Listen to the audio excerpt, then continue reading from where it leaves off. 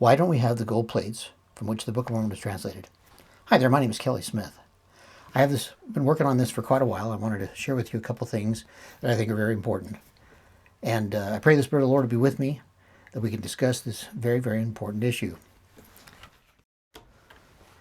The Book of Mormon is very, very important to the Church of Jesus Christ of Latter-day Saints. The Book of Mormon is the keystone of our testimony. Just as the arch crumbles if the keystone is removed, so does all the church stand or fall with the truthfulness of the Book of Mormon. The enemies of the church understand this clearly. That is why they go to such great lengths to try to disprove the Book of Mormon. For if it can be discredited, the prophet Joseph Smith goes with it. Let me give you a brief, very brief thing about where did we get the Book of Mormon. Now, there are numerous books discussing a lot of things. I'm just going to hit the very highlights of this because I have something else I want to get to. Basically, the angel Moroni revealed the location of where he had hid the gold plates approximately 1,400 years before. He appeared to the prophet Joseph Smith and showed him in vision where they were. He retrieved them on September 22nd, 1827. And he translated them by the gift and power of God. Again, we're just going to do very basic things here. There's a lot going on. What was the translation process? Well, the work of translation proceeded off and on through 1828, and all that work became known as the Lost 116 Pages. This is a replica of what the gold plates looked like. Joseph's wife, Emma, and others served as scribes until the spring of 1829 when Oliver Cowdery took over, recording the bulk of the 275,000-word text from Joseph's dictation, concluding near the end of June 1829. This process is very well documented. Now, many people just brush aside the entire Book of Mormon with the phrase, "It's been proven to be done by someone else. Joseph Smith did not create it." Not true. And we want to go through this very detailed because there's a very important principle we've got to discuss. You cannot just easily brush this aside. This is a very, very important issue. So let's talk about who else are they talking about that could possibly come from. First of all, Joseph was a very uneducated man. There have been many claims that the work must have come from someone like Solomon Spaulding, Sidney Rigdon, Oliver Cowdery, or Ethan Smith. He's actually no relation. He has the View of the Hebrews. This has been the most popular one recently. I will show that none of these claims are true, and that it could only have come the way Joseph and Oliver said, and that all of these other ideas go up in smoke. Let's talk about the creative process. You're all familiar with the left brain, how it's logical, analytical, sequential, mathematical. It's all based about facts, right? That's the left brain. There's, left brain people, and then there's right brain people. And they are all creative. Imagination, intuition, feelings, emotions. We all have some of both of these. Most are either left or right brained. And we want to talk about this whole creative process for a second. Every single creative work goes through a very rigorous process to get it just right. Artists and designers want things to fit perfectly, the right balance, composition, light, color, texture. There's a lot of things going on here. Writers want to tell a story with emotion, intrigue, mystery, romance, and all through the use of creative words and language. Movie directors want to convey the written story with acting, editing, sets, locations, special effects, etc. All of these things, editors, sculptors, architects, dancers, musicians, playwrights, composers, orchestra directors, etc., all go through this creative process. It can be frustrating, aggravating, even infuriating. Let me show you a couple of examples of what I'm talking about. In writing, I had created this speech for Toastmasters. I loved going to Toastmasters for many years, and I wrote a lot of speeches for it. This is a 5 to 7 minute speech, and this is actually the third version of this speech. And I made a lot of revisions, as you can see, several hours of writing, many, many hours of practicing. And in this case, I lost the competition. Don't worry, I have stacks and stacks of plaques and trophies and stuff. I love Toastmasters, a lot of fun. This is a close-up of some of my notes. Now, so let's talk about illustration for a second. I loved being in college, going through graphic design, and I tried to make all of my projects put an illustration in there somewhere. This was my Tron period, as you can tell, with the grid lines and the perspective, and it was a lot of fun. You can tell this looks a lot like what Tron was in the 80s. This bottom pyramid down here, I completely revised. I didn't like the one that was in there, so I, just covered over it, painted over the whole thing. There's about 80 hours of work here. I drew everything in here by hand. There's no computers or anything. I drew it all by hand. I airbrushed it all meticulously, put the lines in. I hand drew that University Arts Center in perspective like that. Yeah, it's a lot of fun. Again, like I mentioned, airbrushing. Here's a close-up of that pyramid on the bottom. You can't see the lines because I painted over, but there's a bunch of lines that are cut in there. Now, that was an illustration. It was just kind of fun. Sometimes I really wanted to come up with a concept. And this particular piece was a concept I had, because this was done in the 80s. And before computers were coming in, I knew what was coming. They were going to replace all the tools of the trade that I'd grown up with. Again, the T-square, the triangle, the tape, the X-Acto knife, the measuring, the protractors, all those kind of things. They were all getting removed. The problem was, how do I show this transition from physical tools to computer use? I drew dozens and dozens of sketches trying to convey this concept. And my design professor says, just get it down to the very basics, the very essence of it. So this is about 70 hours of work to create this. And my illustration professor said, I want you to enter this into the contest. I said, I'm not even an illustration major. It doesn't matter. I want you to enter it in. So I entered 4 pieces, and I got in the top 10 of all senior illustrators in the United States in my senior year. I felt very honored because I was a graphic design major. Now, the only compliment I ever got from my department head was over this piece. He really liked this, the fact that I'd come a very interesting concept. I mean, I'm telling you, I felt so honored that he loved this piece. He was a very brilliant man, Mr. Eddington, Brother Eddington, and he a brilliant designer. But he was very reserved when it came to compliments. He gave me one, and I loved it. I've never forgotten that. No, so there's other things. How about, like writing a book? I'm sure you've all tried to write something. I met Terry online on YouTube on a note we'd gone, and he told his quick story about how he was writing his first book. He has 4 advanced degrees. He wrote a book about 500 pages long. It took him 7 years to write it.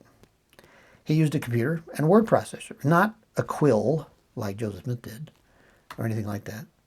He edited it 9 times. And when it came back from the publisher, it had all kinds of mistakes. He had to keep doing things over and over again. There's all kinds of stuff going on. Now, just a note, J.R.R. Tolkien took 17 years to write Lord of the Rings. It was 12 years of actual writing and 5 years of break on and off there. But it took him 17 years to get it done. So let's talk about making a movie. You've all seen movies. Let's talk about one of the most famous movies of all time, Star Wars. George Lucas took over 2 years to write the story. And then there were so many problems trying to get the movie created. There was nothing available to be able to print, to produce what he wanted to have done. It didn't exist. And there's even documentaries about the problems that they had in creating this whole thing. He had to invent almost all the film equipment and things they had to do. It's an amazing thing. Hundreds of people worked on this movie, the whole series of movies. I want you to watch the making of ILM. It's fascinating what they went through. Stanley Kubrick is the one who did 2001: A Space Odyssey. He's a director. And he was a pretty interesting guy, very famous. He was extremely difficult to work with as a director. Sometimes he made the actors do over 80 takes on a scene. That's repeating the same thing 80 times. He was looking for something very, very specific. It had to be perfect. And it was so frustrating that many actors refused to work with him ever again after even just one movie with him. He was impossible to work with. Again, the creative process involved here, right? How about Disneyland? Most of you have been to Disneyland. You've all heard of it, at least.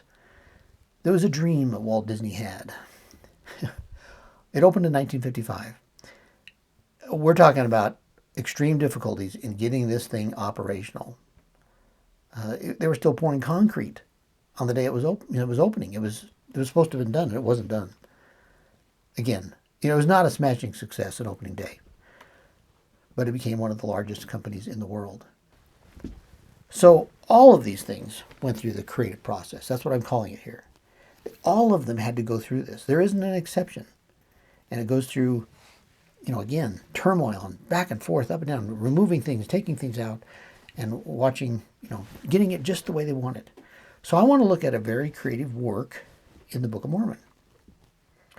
And this is what's called Chiasmus, and it's in Alma 36. Chiasmus is an ancient form of Hebrew writing. Now again, I'm not going to go over all the details of this. I'm just hitting the highlights because I still have something I want to get to. You can find a lot of more information about this. It starts with one concept, goes through more, and returns back to the original. Example, ABC, then CBA. And this is all in words, so, there's lots of examples. It can get very, very complicated. Now, it's also found in other literature. It's very prevalent in the Bible. It's all over the Bible. But it wasn't discovered in the Book of Mormon until 1968, 139 years after it was published. That's very interesting. It was discovered by John Welch, a missionary in England. He had gone to a seminar one night, brought, I think by a Catholic priest, and he showed them the concept of how chiasmus works and showed it in the Bible. And John Welch says, if the Book of Mormon is an ancient record that he claims, then there should be chiasmus in there. So he started looking for it. He found one. They found another, and then he found several more. I've found some. Alma 36 is a big one. Now, in fact, this is the chiasmus in a contracted form of what it looks like in Alma 36. It goes A all the way through Q, and then repeats backwards Q all the way through A. The I is the only one that's out of place. Now again, there's other words here. This is a very contracted thing of just the concepts. And there's some places have larger segments of words than others. But that's not a problem. Shouldn't be. Now, it's been called the finest example of chiasmus anywhere in the world. Anywhere. In all literature. And there are hundreds of chiasms in the Book of Mormon. I found them myself. Yeah, it's amazing. They're all over the place. Some of them, whole books become chiasms. Joseph Smith never, ever even mentioned chiasmus anywhere. Never mentioned it.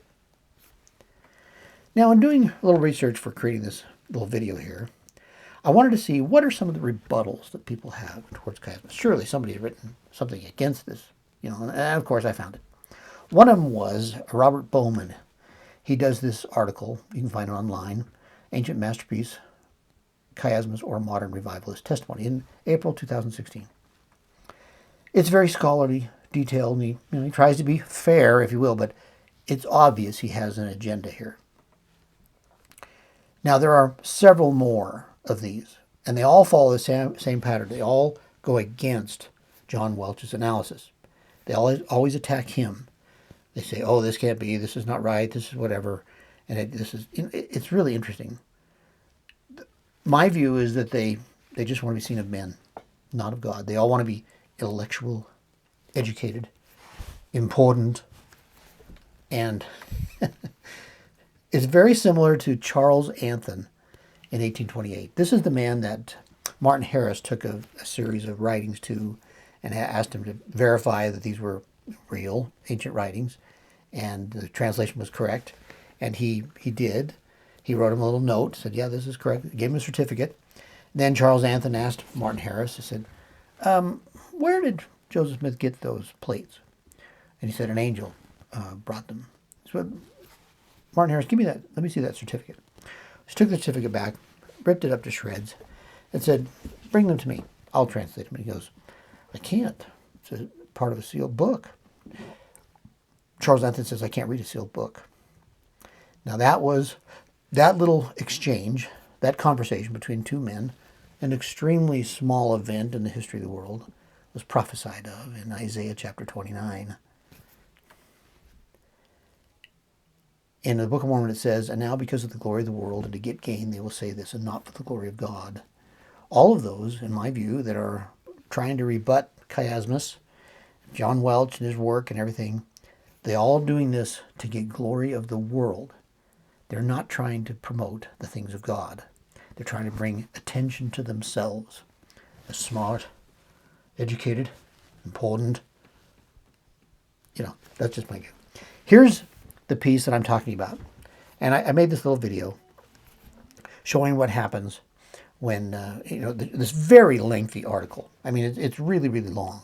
And it's going to go through. I'm going to show you the whole thing of how it works. And, I'm just going through page by page. Here's the shortened version. Here's the full version that shows all the words. And he goes through several tests and analyzes John Welch's criteria for what makes a good chiasm, whatever. And he's going through charts and graphs and all kinds of things. You can look it up. I'm just showing you the length of time, the lengthy article that this is, and what he's trying to do. It's very interesting.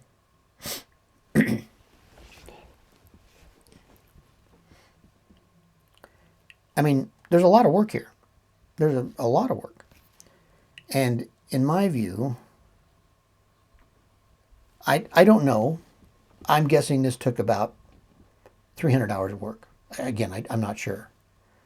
He probably had staff and everything. I've seen some other ones that are, very similar. Very similar. I don't know if they looked at each other or not. They very same pattern type thing.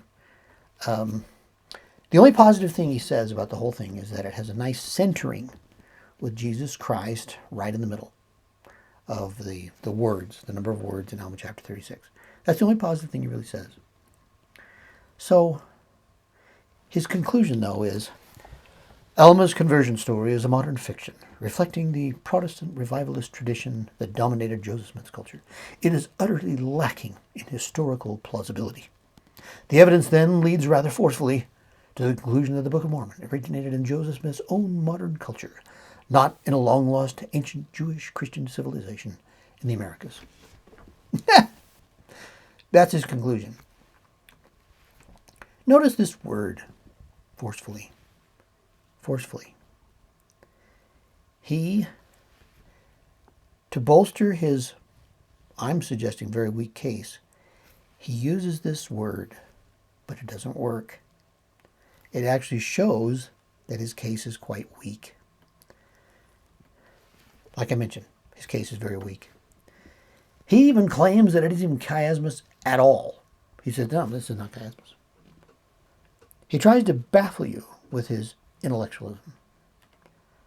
And he completely ignores two extremely important facts. All of the critics of this do the exact same thing.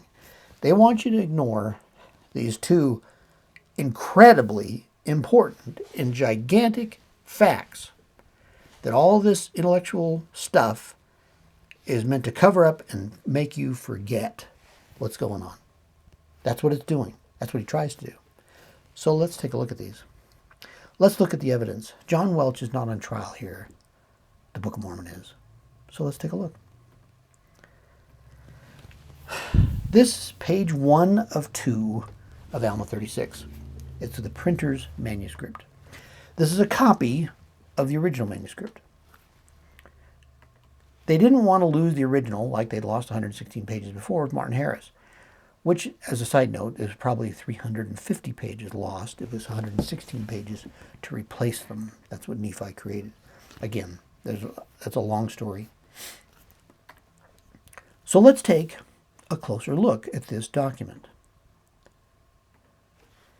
Here is a word by word, line by line, exact replication of what you see on the left. Now, you don't have to take my word for it. It's all on the josephsmithpapers.org page, Joseph Smith Papers Project. You can go look this up yourself.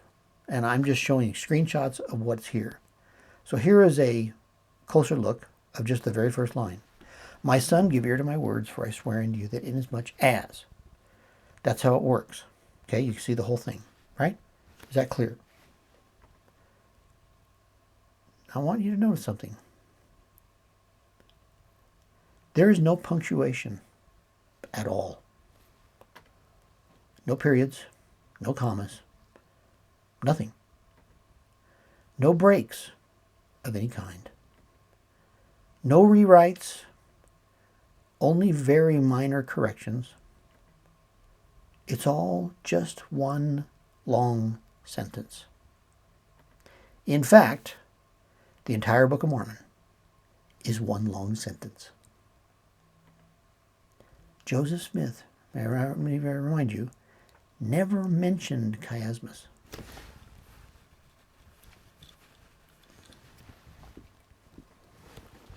Here's a blow-up of the full-size thing again. Very nice handwriting back then. This is all Oliver Cowdery.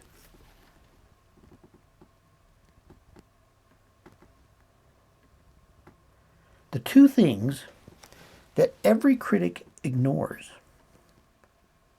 The Book of Mormon was written in 63 days. At 9 pages per day, that means Alma 36 only took 2 hours to write. Do you catch that? 2 hours. How were they writing it? With an ink quill. They dip it in, write it on the paper, dip, write on the paper. Joseph would look, the Urim and Thummim, seer stone, whatever. He'd give him a line. Oliver Cowdery would write it down. Give him another line, write it down another one. It only took 2 hours. 2 hours to write that whole chapter. The second thing is that while the product that Joseph Smith produced was very creative, I mean, Alma 36 is only one example. There are hundreds of examples of extremely creative writing in this book. There's no creativity process displayed in its creation. Not one. Remember all those things we talked about with writers? They'd cross out something and throw it away. They'd redraw it and refilm it and want to have them react it out again. There's none here. There's none. The only logical conclusion is it could only be a dictation from the previously existing work. There is no other way to explain that page or all the other 500 plus pages that we have the Book of Mormon for where it came from. There's no other way to explain it. There is no other way. This document proves the Book of Mormon is true. Oh, yes, it does. This document absolutely proves it's true. To recap just a little bit, to go back a minute, remember, we have the 3 witnesses of the Book of Mormon. Joseph Smith was finally allowed. He was never allowed to show it to anyone until at a certain time. And then he was allowed to show to the 3 witnesses, David Whitmer, Martin Harris, and Oliver Cowdery. They saw Moroni. They heard the voice of God. They held the plates. They saw the sword of Laban, the Liahona, the breastplate, and the Urim and Thummim. It was a profoundly spiritual witness. Now this painting here, just so you know, this just shows David Whitmer and Oliver Cowdery. Martin Harris saw it just a few minutes later. He had gone off because he felt unworthy to view this. And the same thing happened to him too. A profoundly spiritual experience. Those who are spiritually in tune will recognize the power of this incident. We also have the 8 witnesses. And these were other 8 men who Joseph Smith just brought the plates out of a sack, canvas bag, showed it to them. They held it. They turned the pages. They looked at it. They admired it. They asked questions about it. They saw and they hefted it. They could feel it. It was a physical witness that meets every criteria of belief in a court of law. 8 people saw this. Okay? None of the 11 witnesses, the 3 or the 8, ever denied their testimony. Now, there's a lot of people that are trying desperately to show that they, oh, of course they did. No, they did not. Now, this is a replica of the gold plates. Many want to see the gold plates, and they claim it shows fraud. We're supposed to have blind faith in something we should be able to see. They get very angry about this. How come we don't see this? I confess, when I was about 14 years old, I really, really wanted to see it. Why don't we have them? I just didn't understand. I've come to realize the Lord really knew what he was doing. You see, we have something better than the gold plates. We have the manuscript. We have the translation.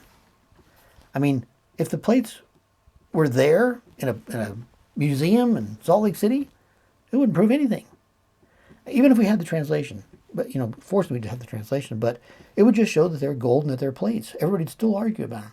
Well, I don't think it said that. I want to see it. I want to translate it. It wouldn't do a thing. It wouldn't convert anyone to have those plates sitting in a museum. It wouldn't convert a soul. If it did, they'd be very weak souls. Now, there is another reason why we cannot have the gold plates. And I'm here to tell you, it's a profound one. I can't reveal it to you now. I'm working on that in my next video. It's going to be a very lengthy video. But when that happens, I'll share it with you. So here are the facts regarding the Book of Mormon that we just presented. Let's look them over again. We have the manuscript. We know that it was dictated over a 63-day period. It was between 90 days, and there were 63 days in those 90 that it was done. It was written at a pace of about 9 pages a day. There's no creative process in its creation. No rewrites, no editing, no revisions. It was not created or influenced by anyone else, just like I was influenced by my Tron period. There's nothing in the Book of Mormon shows influence of anything else. We have the 3 and 8 witnesses to the plates. This cannot be easily brushed aside. I mean, that would require intellectual dishonesty to just say, oh, no good. People that say that do not want to recognize the facts, because the facts mean something very, very important. Those facts are critical. All of these are. And there are more than this. Robert Bowman said that Alma 36 exhibited good centrality in having Jesus Christ be the center of it all. Jesus Christ is the center of the entire Book of Mormon. He's mentioned on every single page. In fact, he's mentioned more times, on an average, through every verse of the Book of Mormon, than even the New Testament, even the 4 Gospels. That's right.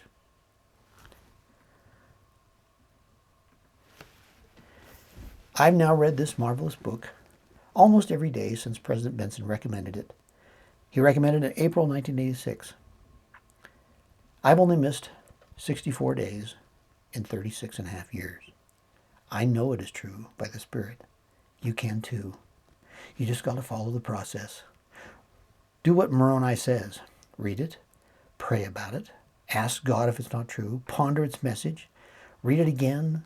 Think about it. Apply it in your life. And put some effort into it. I'm here to tell you, God will reward you. You can too. You can know just like I do. I say that in the name of Jesus Christ. Amen.